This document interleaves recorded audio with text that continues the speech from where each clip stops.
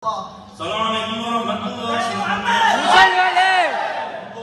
Amin.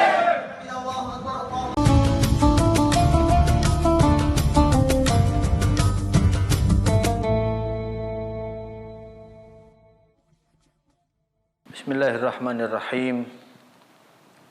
Alhamdulillahirabbil alamin. Allahumma shalli wa sallim ala sayyidina wa nabina wa maulana Muhammadin wa ala alihi wa sahbihi ajma'in. Amma ba'du. Pada kesempatan kali ini saya ingin menyampaikan pembahasan tentang pelaksanaan salat tarawih dengan kilat atau dengan tergesa-gesa, dengan sangat cepat sehingga sampai menghilangkan sebagian dari rukun-rukunnya, bahkan kehilangan tumakninah. Ini sholat tarawih super ekspres atau super kilat, dan di beberapa daerah ini banyak terjadi, bahkan ada yang sudah menjadikannya sebagai sebuah tradisi.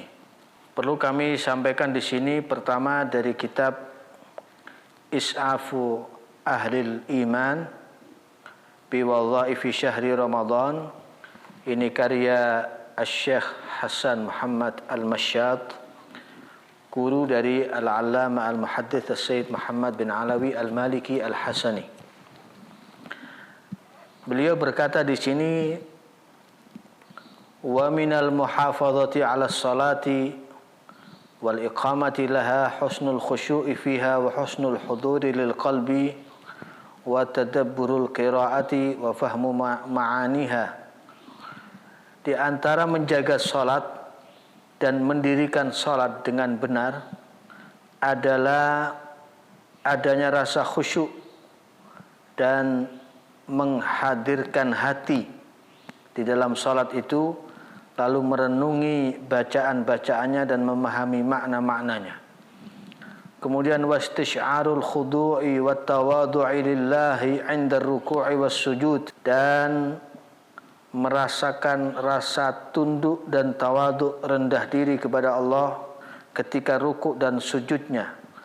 Wa imtila'ul qalbi bi ta'zimillah wa taqdisihi 'inda at-takbir wat tasbih, dan memenuhi hati dengan pengagungan kepada Allah Subhanahu wa taala dan mensucikan Allah ketika dia takbir, ketika dia tasbih, wa fi sa'iri ajza'is shalah, dan di seluruh bagian-bagian salat tersebut.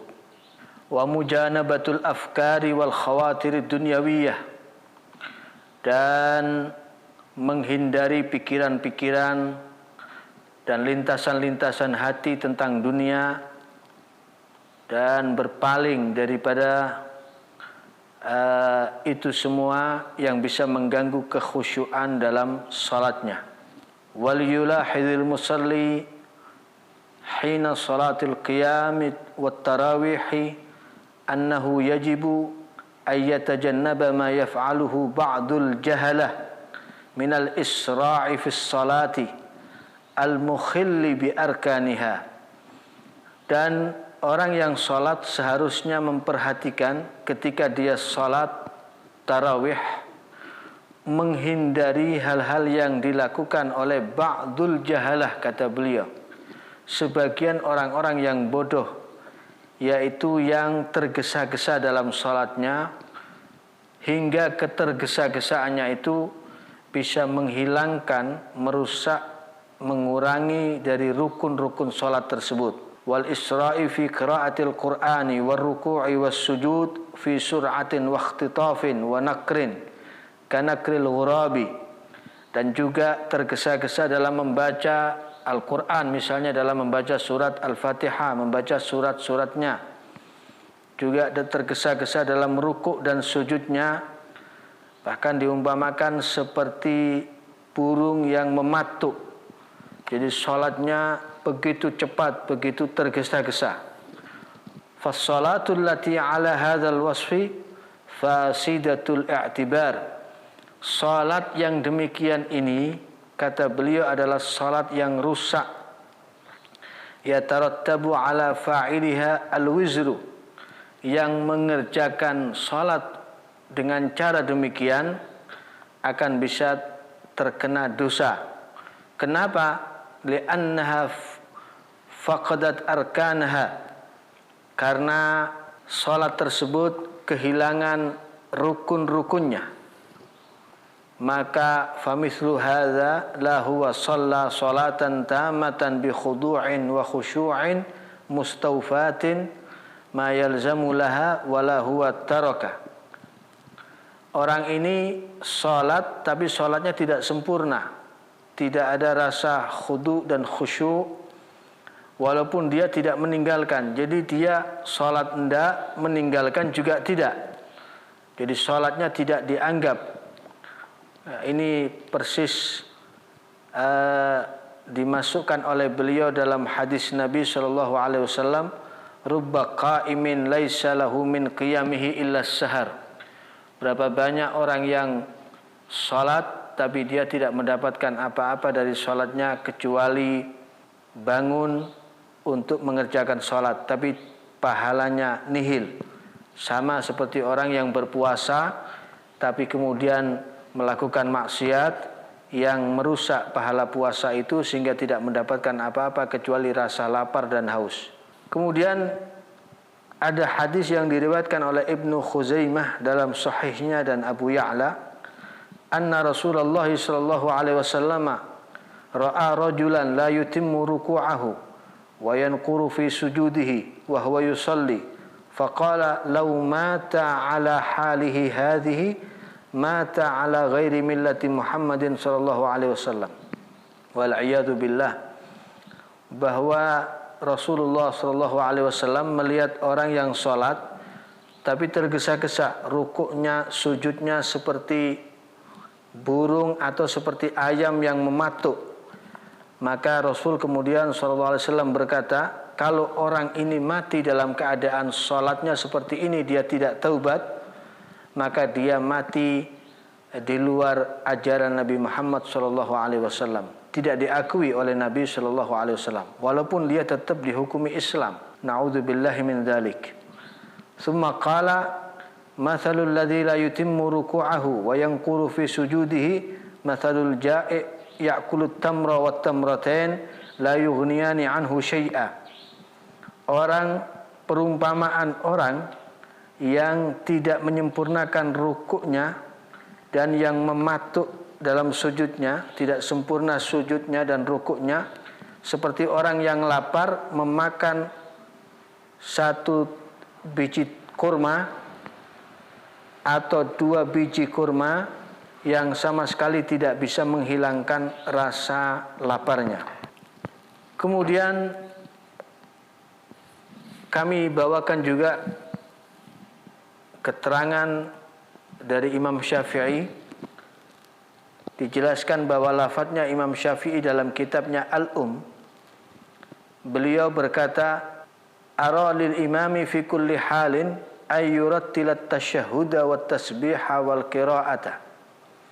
Saya berpendapat seharusnya seorang imam dalam segala kondisinya ketika salat dia membaca tasyahud dan tasbih serta bacaan-bacaan yang lainnya dengan tartil. Wa yurattila fiha syai'an fa syai'an. Ya, sedikit demi sedikit dibaca dengan tartil, dengan pelan-pelan. Biqadri ma yara anna man wara'ahu mimman thaqula lisanuhu. Kenapa? Karena dia juga harus mempertimbangkan bahwa yang jadi makmum mungkin ada yang lisannya terbata-bata, tidak bisa membaca dengan baik, dengan lancar, sehingga akhirnya enggak nututi. Imamnya ruku, ini belum selesai bacaannya, bahkan kadang imamnya sampai sujud, ini belum selesai bacaannya. Wa kadzalika ara lahu fil khafdhi war raf'i ay yatamakkana liyudrikahu ad-dha'iful kabir wath-thaqil fa in lam yaf'al dzalik wa fa'ala ma 'alayhi ay ma tuliba minhu bi akhaffi mumkinin kurihat zalika lahu. Kata beliau, demikian juga ketika dia ruku sujud, harusnya dia tumakninah, supaya orang makmum yang menjadi makmum yang lemah atau orang yang tua renta, atau yang terbata-bata bacaannya tetap bisa mengikuti dia. Berikut ini kami ambilkan dari kumpulan fatwa-fatwa Al-Allama Al-Habib Abdullah bin Umar bin Yahya. Faman ta'ammala dhalik arafa anna a'immatal masajidi fi hadzal zamani mutaffifuna khainuna mumituna lis-salati. Barang siapa yang mengangan-angan hal tersebut, yakni imam yang terburu-buru, tergesa-gesa dalam salatnya, kata beliau bisa memahami bahwa imam-imam masjid saat ini yang menjadi imam salat di zaman ini, kata beliau, mutaffifun, kebanyakan dari mereka orang-orang yang mengurangi takaran, timbangan. Kalau Anda pernah baca ayat wailun lil mutaffifin di surat At-Tatfif, bahwa wailun, celaka atau neraka wail bagi orang-orang yang mengurangi timbangan. Maka ini yang dimaksud adalah mengurangi timbangan atau takaran dari sholat itu. Bukan hanya itu, tapi juga khainun, mereka berkhianat. Mumituna lis-salati, mereka mematikan sholat itu sendiri dengan meninggalkan bitarkihimus sunan, dengan meninggalkan sunnah-sunnah, wa mailihim ila tatfifi wal ajalah, dan condongnya mereka para imam terhadap mengurangi takaran salat itu dan terburu-buru dalam salatnya. Waqad sahha an Ibnu Khuzaimah wa Ibnu Hibban anna an-nabiy sallallahu alaihi wasallam qala man amman nasa fa asaba al-waqta wa atamma as-salata falahu wa lahum wa man intaqasa min dzalik fa alaihi wa la alaihim. Ada hadis yang sahih riwayat Ibnu Khuzaimah dan Ibnu Hibban bahwa sesungguhnya Nabi SAW bersabda, siapa saja yang mengimami orang banyak lalu dia sholat tepat waktunya, kemudian dia sempurnakan sholatnya, rukuknya, sujudnya, rukun-rukunnya semuanya, dan tumak ninahnya, maka dia sebagai imam dan makmumnya mendapat pahala yang sama. Tetapi wamanin taqasa, kalau imamnya mengurangi sehingga ada rukun-rukun yang terkurangi karena ketergesa-gesaannya itu, maka dosanya ditanggung dia tapi tidak ditanggung oleh makmumnya. Karena imam dhamin, imam itu menanggung salatnya makmum. Fa'ulima annal imama idza ajala wa naqasa amma tuliba minhu fa naqasal ma'mumuna mimma tuliba minhum li ajli mutaba'atihi wa idrakihi faqad domina man taqasa min salatihim bi'adadihim wa adadin naqsi. Kata beliau, maka bisa difahami bahwa sesungguhnya imam yang tergesa-gesa dan mengurangi rukun-rukun salat yang seharusnya dilakukan sesuai tuntunan ajaran syariat, akibatnya karena dia tergesa-gesa kemudian makmumnya ikut tergesa-gesa, karena dia menghilangkan rukunnya, akhirnya makmumnya juga ikut kehilangan rukunnya karena mengikuti dia, maka dia yang menanggung yang kurang dari rukun-rukun sholat makmumnya, dihitung sesuai jumlah makmumnya berapa dan jumlah rukun yang dikurangi ada berapa, maka semua itu dosanya dibebankan kepada imamnya. Bahkan kata beliau, wa hadza min a'zamil munkarat wa asyaddil makruhat. Bahkan beliau mengatakan ini adalah kemungkaran yang besar. Maka dari sini bisa kita ketahui, saya tentunya tidak menganjurkan Anda untuk sholat dengan berlama-lama, tidak. Saya tidak mengatakan kita sholat tarawih itu harus panjang, harus lama, suratnya harus panjang-panjang. Tidak harus demikian. Tetapi setidaknya untuk ukuran kita pada saat ini, kalau sholat tarawih jangan tergesa-gesa.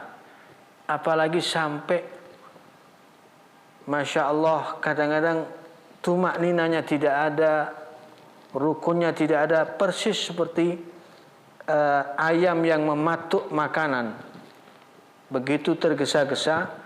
Ini bisa termasuk tala'ub fid din, tala'ub fil ibadah, bermain-main dalam urusan ibadah, dan ini bisa mengakibatkan dosa. Anda melakukan sholat sunnah tapi Anda kemudian bermain-main, wal'iyadu billahi min dzalik, justru bisa mengakibatkan Anda mendapatkan dosa. Ada satu syair, kam min musallin ma lahu min salatihi siwa ru'yatil mihrabi wal khafdi wal raf'i tarahu ala sathil hasirati qa'iman wa himmatuhu fis suki fil akhdhi wad daf'i.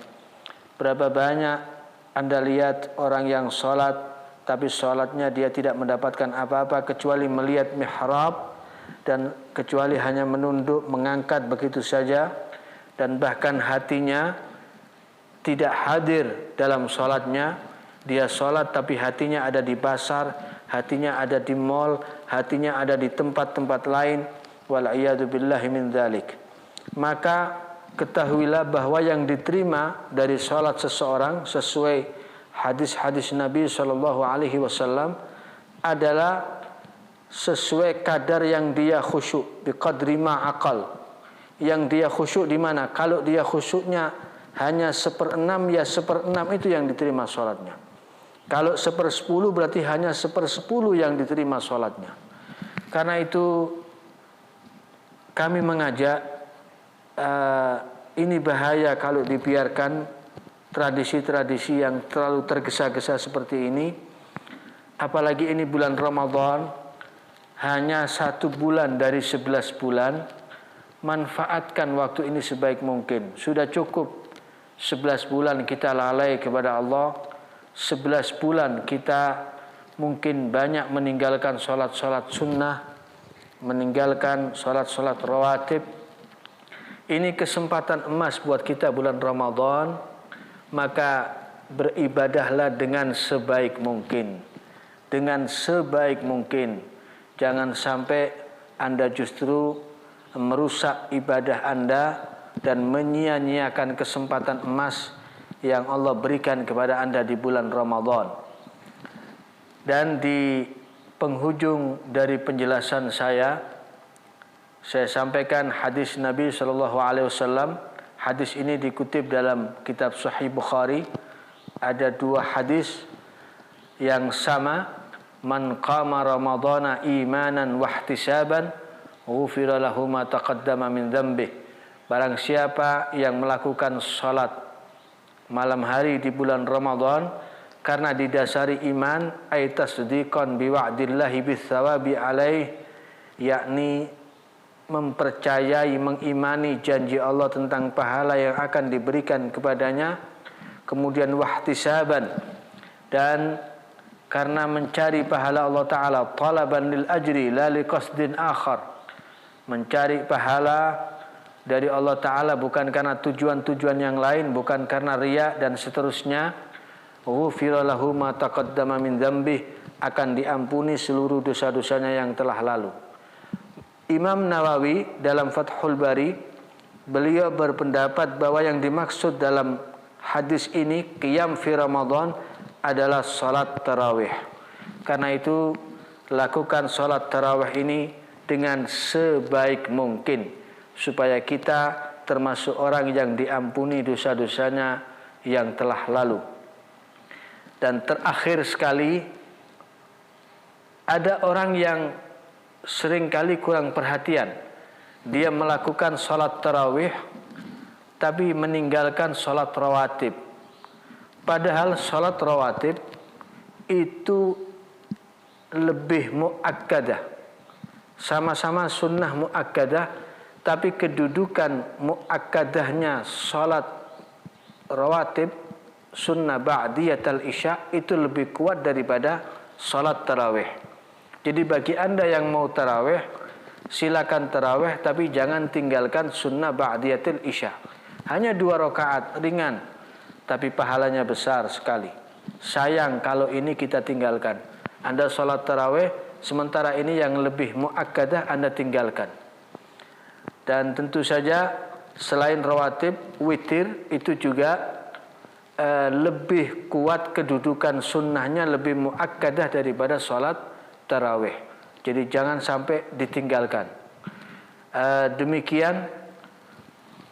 Kemudian untuk kenang-kenangan, saya ingin sampaikan doa yang pernah diijazahkan oleh Sultanul Ulama Sayyidi Al-Alama Al-Maghfurlah Al-Habib Salim bin Abdullah bin Umar Asy-Syatiri, guru mulia kita semua.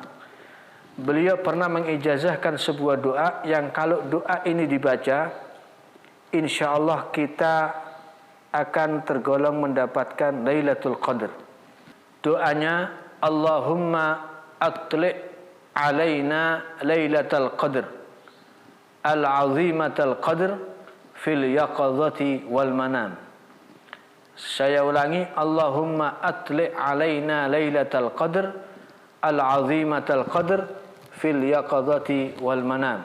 Ya Allah, tunjukkan kepada saya malam Lailatul Qadar yang sangat agung kedudukannya, baik dalam keadaan terjaga maupun dalam keadaan tidur saya. Ini doa dibaca 7 kali setelah sholat witir. Selamat mengamalkan, semoga bermanfaat. Wallahu ta'ala a'lam bissawab.